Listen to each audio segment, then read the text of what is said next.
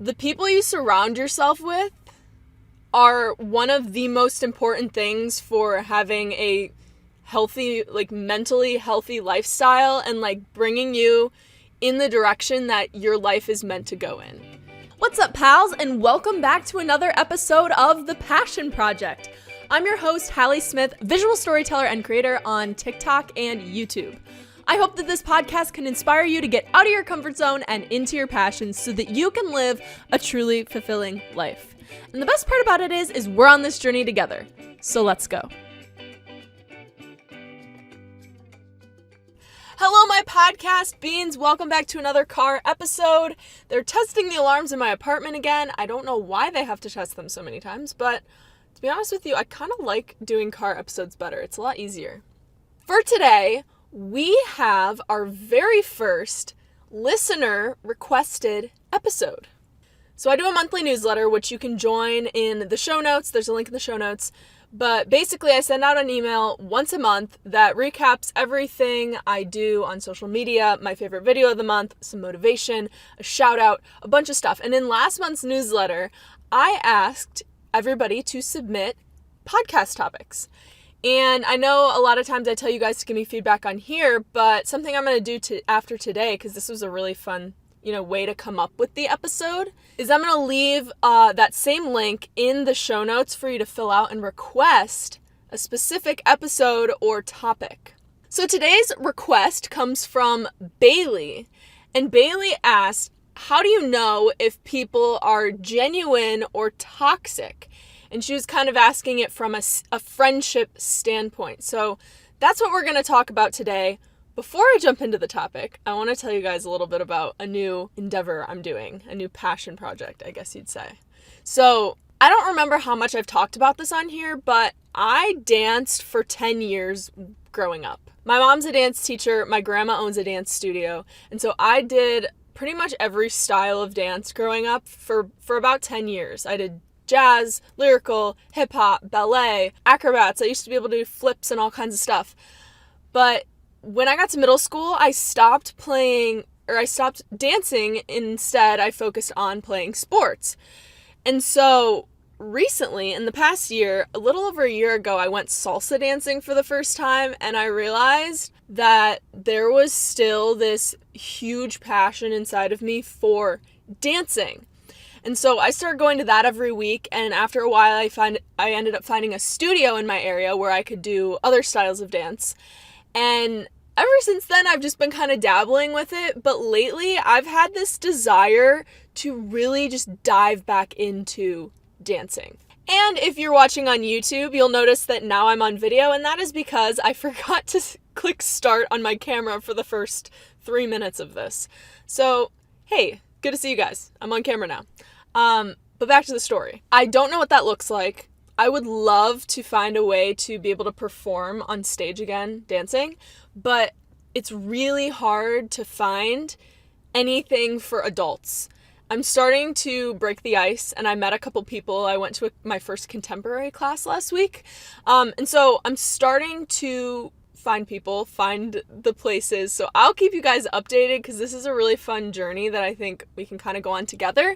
And if you watch my videos, it's definitely going to be popping up in my videos too. So stay tuned. Dancing is the vibe right now. So now to go into today's topic, I want to start by telling you a story that I've really never told anyone. I think I told my dad like when I was little and this happened. And aside from that, I honestly can't think of anyone I've actually told this to. So here we go. We're going to jump in. And it's pretty crazy to me. It's a bullying story.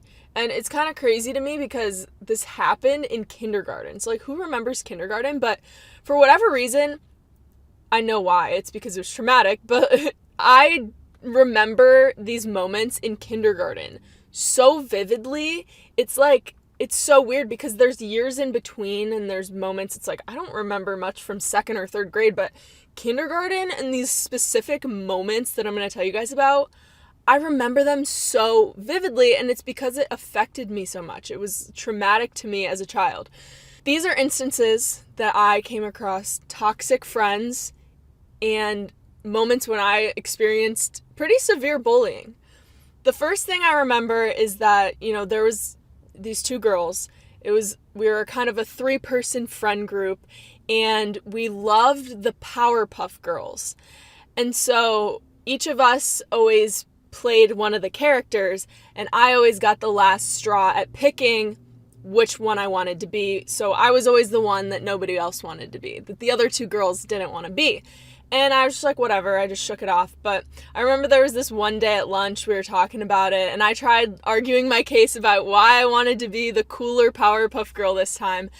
And I don't remember what was said, but I just remember they made me cry, and I started crying.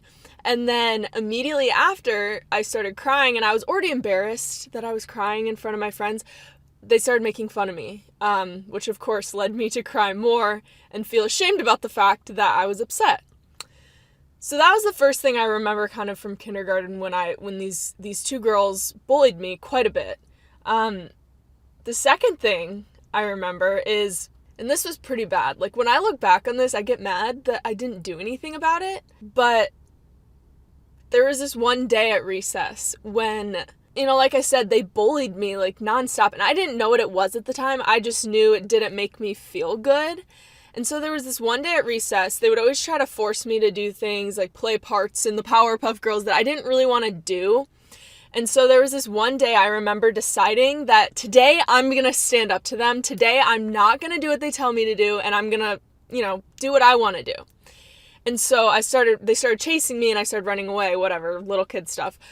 And then they grabbed me. They were trying to get me to go somewhere. I don't remember what or why, but I remember they both grabbed me, like either side of me, and they were dragging me. And I was like fighting back. Like I didn't want to do what they were trying to get me to do, but they were pulling me. And so eventually I just like went limp. Like I gave up. Like I literally just let them drag me. And when that dead weight happened, they dropped me on my face and I cut my nose open. And I remember right after I was going to go up to the teacher, not even necessarily to tell on them, but to get help because my face was bleeding.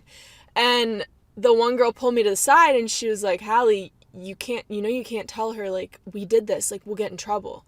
Like, you guilt trip me, basically. And little innocent me, I guess, fell for that. And so I didn't tell on them. I lied to the teacher and said that I tripped and fell to protect my bullies. Just saying that out loud it makes me mad. Like, come on. But I was little, I didn't know. And so those experiences have stuck with me. I'm going to tell you one more before I dive into kind of unpacking this, how this applies to the topic and everything. The second thing was almost the reverse of what happened here. So there was this game I remember we would play on this one. It was kind of like monkey bars, but it was a dome. We would play this game where we would have 2 or 3 people, you'd hang on it, and whoever could hang the longest wins. And so a lot of times people would end up kicking their feet, like trying to knock each other down, whatever. It was just kind of how the game went. We played it every single day. It was not some out of the blue thing. And so it was me, this girl, not one of the bullies, she was just another girl, and then one of the girls that would bully me. All 3 of us were hanging on this thing. And as the game goes, whoever hangs on the longest wins. And so we're all kicking our legs and stuff. And the one girl falls, the bully, the girl who's the bully. We'll call her bully number 1. She fell and got hurt. And so immediately we stopped playing and we tried to help her. And she just ran away from us, ran and told on me. I just remember, and I was like a little goody two shoes. I was terrified of authority and terrified of getting in trouble. And so I remember vividly the teacher coming towards me, yelling at us, like, Hallee, get over here right now. 'Cause she went and told and said that I did it, that I pushed her off of the monkey bars. It's so weird talking about this when I'm 25, but this is actually how vividly I remember this. So I got in big trouble. I didn't do it on purpose. Kind of roles reversed where, whatever. But long story short, I got bullied a lot in kindergarten, pretty bad. And I think that some of these events have affected me in terms of confidence, in terms of making new friends. And I've realized this, and it's something I've worked on over the past few years.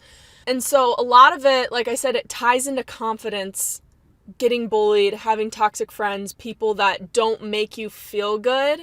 But today we're really going to focus it around how can you identify those toxic people in your life, and how can you identify genuine people versus fake people, and how do you better surround yourself with good people that lift you up and aren't going to drop you on your face in the playground. So first of all, the word genuine, and I've talked about this before on this podcast, the word genuine and authentic, it's super, super talked about on social media now. Mostly because social media has been inherently a place where people can be fake and they can be ingenuine. And so now there's this push towards being genuine and being authentic. And I think that there can be a little bit of confusion around what it actually means. So the textbook definition of genuine is truly what something is said to be. So if you are being genuine, you are being truly what you are. You are being your real, authentic self. I think where this term gets confused is people think that genuine means nice and kind and showing up in a certain way. I think it's great to be kind, it's great to be nice, and it's great to show up in a certain way, but they're two different things. Genuine, you could be genuinely a negative person. You could genuinely be a mean person. You could genuinely have negative traits, and hiding those, technically, I don't think hiding those is bad, but in terms of the definition, hiding those characteristics about yourself would be ingenuine, because it's not what it truly is. And so this isn't to say one way is good or bad or the other. It's just kind of to break down that term and understand what genuine really actually means. Now, the number one way that you are going to be able to identify a toxic person in your life is by tuning in to how that person makes you feel. When you hang out with them, how do you feel? Before, during, and after. Are you nervous? Are you anxious? Our emotions and our feelings, think of them as information. And you don't want to judge it just off of one reaction. We'll talk about that a little bit later. But really just think about how people make you feel. Are you uncomfortable? Are you anxious? Are you comfortable? Are you happy?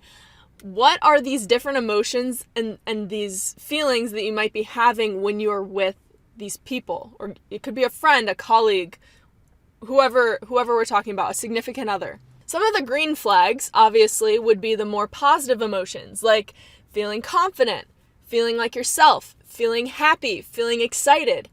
They could also be things like they challenge you to be a better person. They push you outside your comfort zone. They help you experience new things that you might have been scared to do. Now, on the flip side, some of the red flags you might want to look out for are, do you feel ashamed?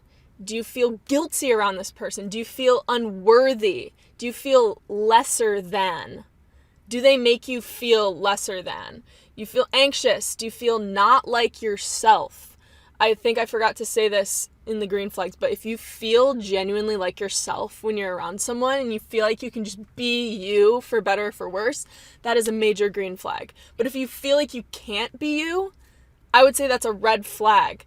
And having one red flag doesn't mean that you immediately have to be like, no, like, I'm not talking to this person ever again because they did one bad thing. It's just something to keep in mind and something to pay attention to if it's happening over and over and over. Another red flag could be inconsistency in how you feel.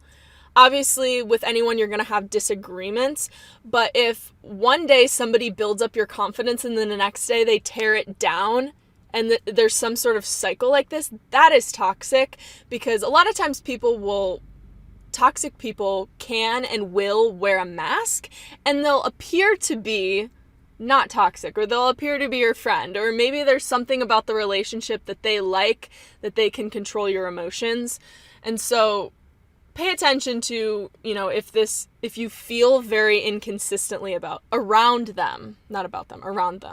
And again, like I said, it's very normal and very healthy to have arguments and disagreements with friends, so don't write them off as toxic just because you got in a fight, but pay attention to how you're feeling consistently around them. Number 4 is to remember that if you do identify someone as toxic to you, it doesn't necessarily make them an inherently bad person. It could just mean they're not the right person for you. And it doesn't mean they're a toxic person necessarily. They could be. But if a relationship is toxic to you, it doesn't mean that they're a toxic person always. It just means it's not the right fit. They potentially, could be a nice person, and maybe you just don't get along. Maybe your personalities clash. They could have other friends that they have healthy relationships with, and vice versa. Like, you could be a toxic person to somebody and not realize it. But it goes both ways. So you have to look out for yourself, and you have to figure out what people best serve you, because when you have that connection and that mutually positive relationship, they're going to benefit, you're going to benefit. And so that's why you really want it. It's not just for yourself, but it's for the other people around you, because you're going to be making more genuine friendships and more genuine connections when you're around the best people for you. The last thing I want to say, and why I think that this topic is such a good one. So Bailey, thank you for submitting this. I really like this topic. Bailey was the fan, or I guess the listener, who submitted this topic. But anyways, the people you surround yourself with are one of the most important things for having a healthy, mentally healthy lifestyle, and bringing you in the direction that your life is meant to go in. I forgot to look up who said this originally, but it's a pretty standard quote nowadays, but you are the sum of the 5 people that you surround yourself with most. And so if you're surrounding yourself with toxic people, or people that are toxic to you and don't make you feel confident, they don't make you feel happy, they don't make you feel inspired, they don't make you want to go after your passion projects, then you are not going to be mentally healthy. You're not going to be growing as a person, and you're not going to be helping them either, because a toxic friendship, it's not working out in any regard. Another thing that plays into this is similar interests. If you're surrounding yourself with people who have similar interests as you, or passions that maybe you aspire to do, they inspire you to, for example, I told you in the beginning, dancers. I want more dancer friends because that inspires me right now. I want to do that. I can learn from them. And I'm sure, it goes back and forth. They can learn from you. So this is why it's so, so important to be able to identify the toxic people in your life and kindly, with love, remove them from your life. And it could be just for, this is an example, but it could be for a time period. I've had certain instances where on social media, maybe I follow someone that at one point they inspired me and they made me excited to create content. But then after a while, maybe they changed the way they're presenting their content, or maybe I'm at a place where I'm feeling stuck and this person maybe starts to feel like a little bit more toxic to my mental health. Maybe they're doing really well and I wish I was where they're at, so I'm constantly comparing myself. Those are instances where it is also okay to unfollow them with love. It doesn't have to mean that you hate them and that they're a terrible person. It just means that you're protecting your mental health, and for now, I have to unfollow you. I'm sorry. Or in real life, I'm sorry, for now we have to just not talk because I need to figure out what's best for me and get my mental health on track. So I hope you guys enjoyed this episode. I really, really liked talking about this. I know I say I like all my topics, but this one was really good. It felt good to share that story with you guys, and to give you that advice that I've learned from going through that experience and from healing from bullying. Bullying happens all the time. And if it's something that happened to you, it's okay to ask for help. Stand up for yourself, and always remember that that person is hurting. It doesn't have anything to do with you. It has everything to do with the person that's hurting you. Hurt people hurt people. So again, Bailey, thank you for submitting. If you want to submit a question or a topic that you want me to cover on the podcast, I love hearing from you guys. I put a form in the show notes that you can request an episode. So check that out if you're interested. And action step, we cannot forget the action step. Take some time today. Step 1 is today. Take some time, 20 minutes, 30 minutes, and think about your relationships. Who are your friends? Who are the 5 people that you surround yourself with the most? Who are your colleagues, your romantic partners, your family members, any person that you're around regularly? Think about them. Think about how they make you feel. Not what they do. Don't get it tied up in anything else other than how does that person make you feel when you're around them. That is the easiest way and best way to identify whether a person is toxic or beneficial in your life. So I hope that this episode helped you. Share it with a friend if you think it would help them out, and or share it on social media. And of course, give us a review if you're feeling inclined to. Thank you guys for hanging out. I will see you in our next episode, my podcast beans. Peace out, pals.